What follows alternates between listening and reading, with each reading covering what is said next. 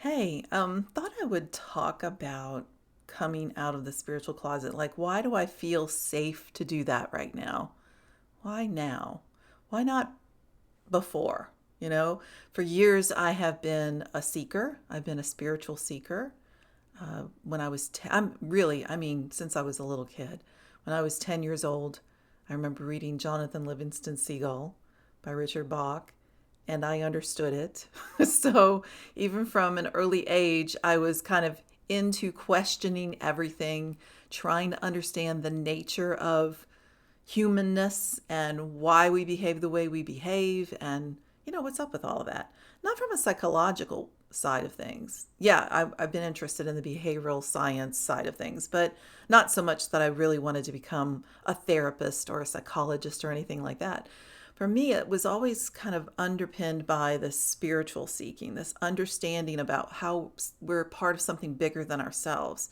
The things that was reading about unity consciousness. Now, I was born in 1965, so this was the dawning of the Age of Aquarius, right? And so my youth, when I was, growing up in the late 60s, early 70s as a little kid, at this time, that was the, hippie power, flower power.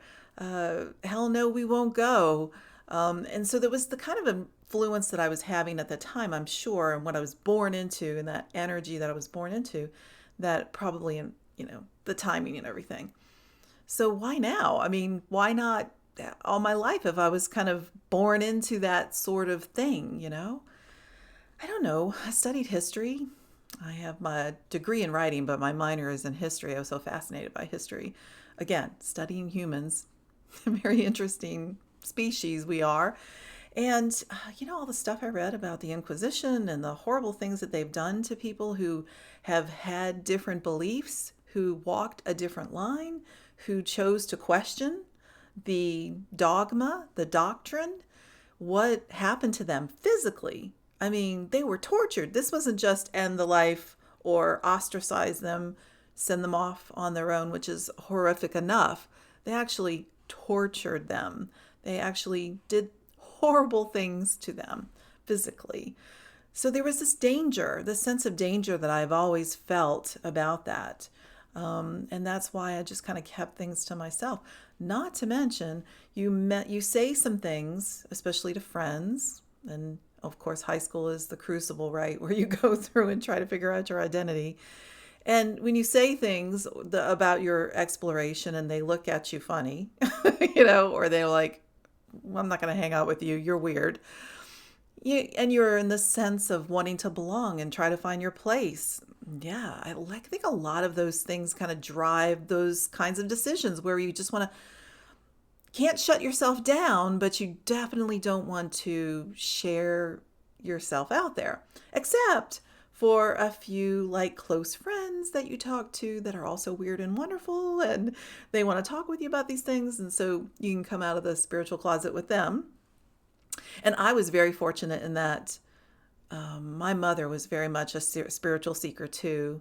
She was born with gifts, and I hope she doesn't mind me calling her out, but she told me once, she said, if I ever wrote my memoir, I think I would call it The Adventures of a Reluctant Psychic.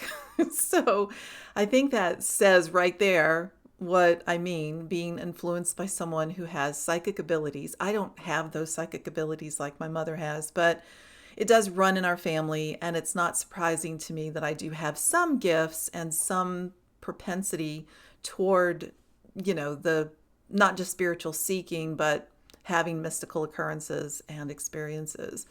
Not just being around that, but maybe it's in our DNA. I don't know. I think it runs in families.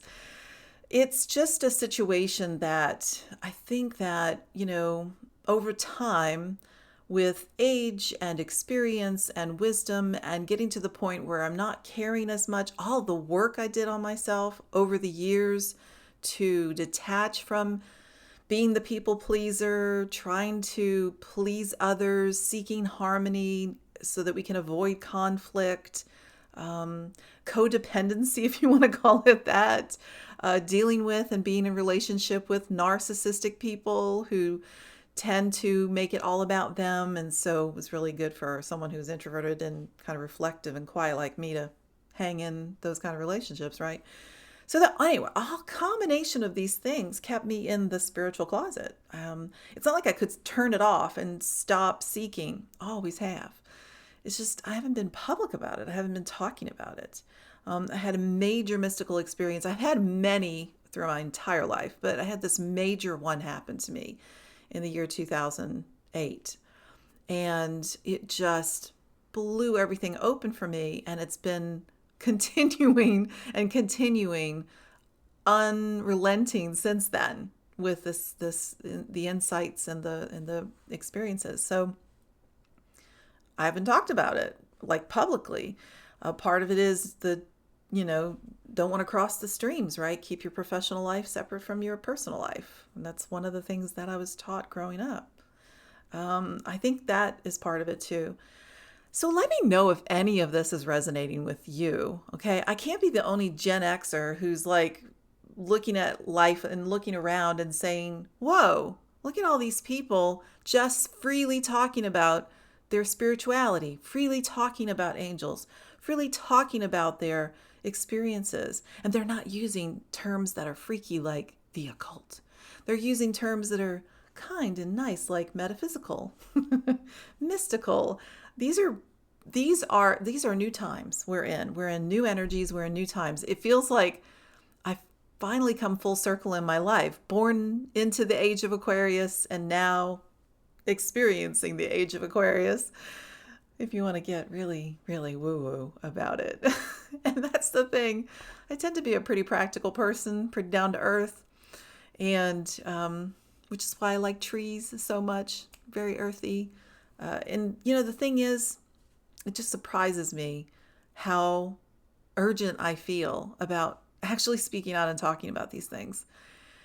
Again, if you feel similar, if you feel resonant with this message at all, feel free to join the conversation, add your comments, and I don't know, continue on this journey. Maybe we can all come out of the spiritual closet together, or those of you who already have been, maybe you can give us a little bit more courage and atta girl, atta boy.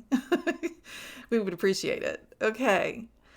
That's all for now. Until next time, I'll check in with you.